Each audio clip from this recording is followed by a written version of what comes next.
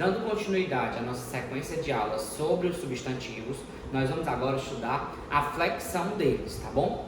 Nessa primeira aula, nós vamos falar sobre a flexão de gênero, tá ok? Que é aquela mais cobrada e aquela um pouco mais complexa, mas vai ficar bem simples aqui para vocês, tá bom?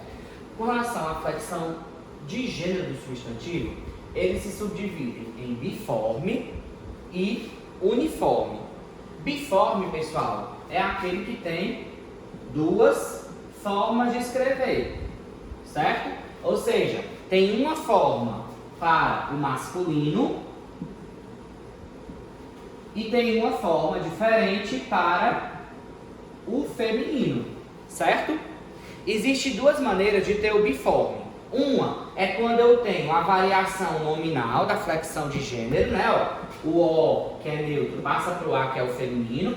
Como também quando eu tenho palavras diferentes, certo? Quando a palavra muda completamente, isso também é uma flexão do substantivo com relação ao gênero. Por exemplo, pai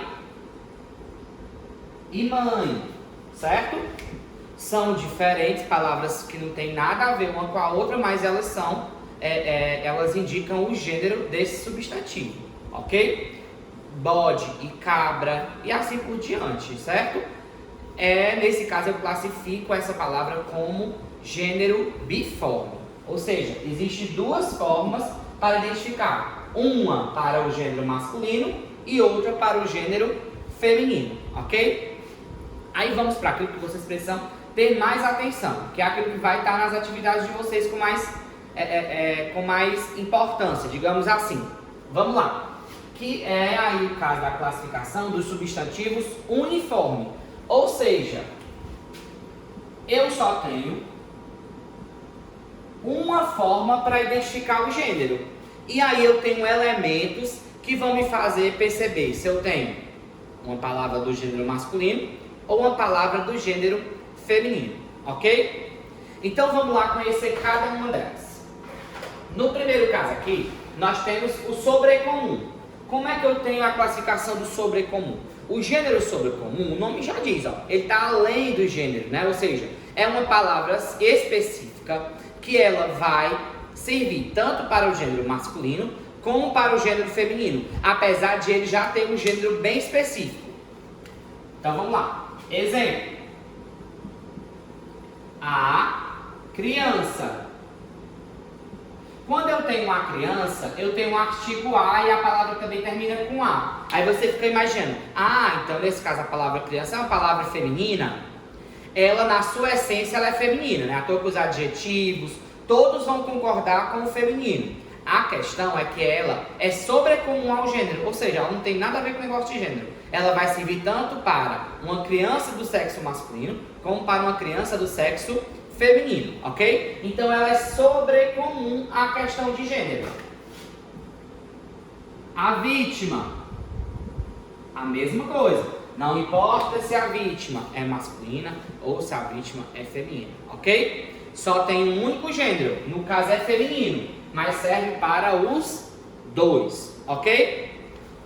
Vamos lá. O comum de dois gêneros é diferente. A palavra, ela só é escrita de uma maneira, ela não tem flexão. Mas o artigo, o adjetivo, o contexto vão me dizer se ela é feminina ou se ela é masculina. Um exemplo. A estudante feminino e o estudante